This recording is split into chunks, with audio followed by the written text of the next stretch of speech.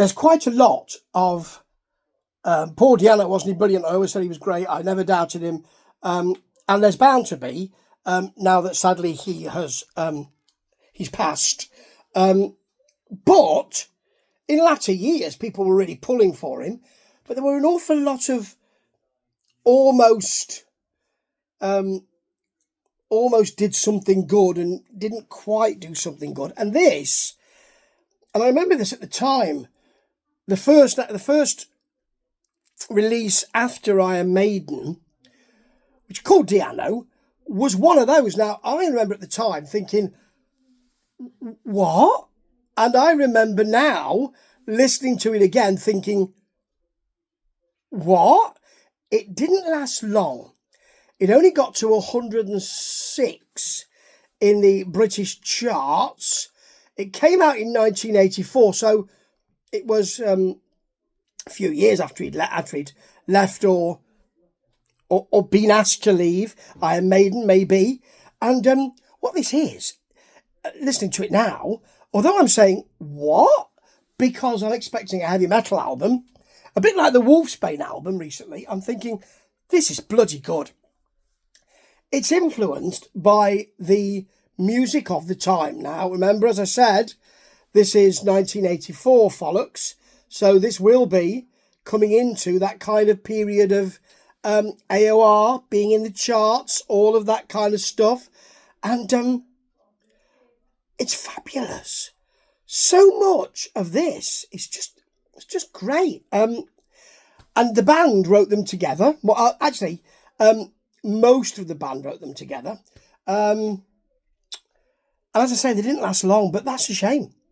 Because I suppose fans were thinking, I don't quite think this is what I bought into with Dianno, who was, a punkier, Iron Maiden with him was a punkier version.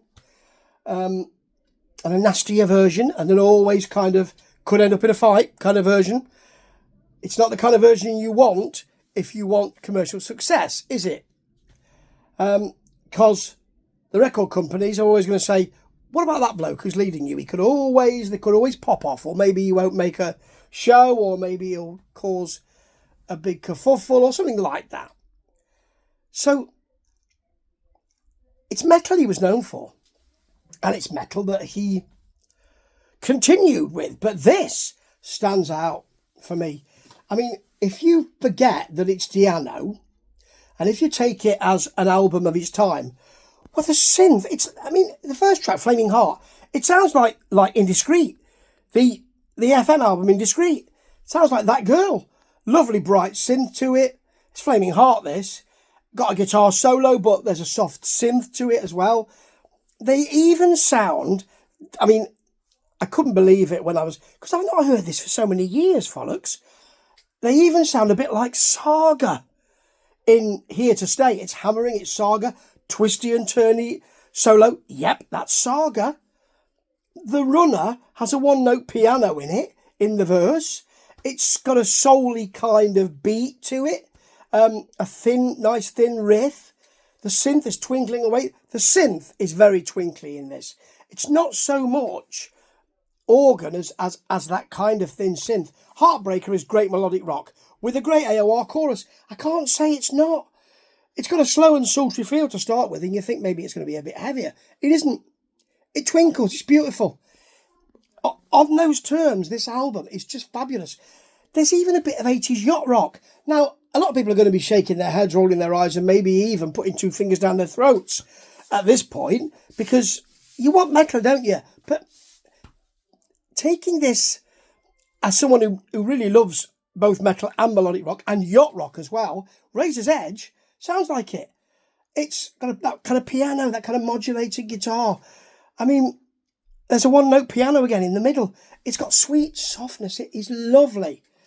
Then you've got a bit of Saga, again, with a dramatic, atmospheric verse with an organ. One of the only times it appears on this album, raising it up.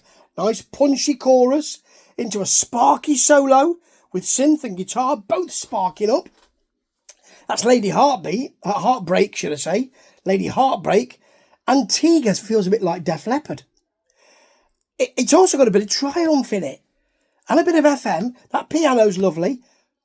And we finish with Road, which is really fast US radio rock, with a riff and an organ barreling along. It's just brilliant. But it's not Paul Dianno, is it? It's not the Paul Dianno we wanted. And, you know, from what I said at the beginning, I didn't mean to sound like I was being derogatory. I love Paul Dianno's work.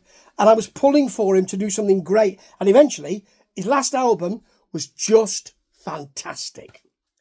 And so is this album. But it's not the album people wanted to hear. And sometimes you just got to give them what they want. AC/DC knew that. Iron Maiden kind of know that. Paul didn't at this time. But that's not to say it's not a brilliant album. 'Cause it is. Ta-ta.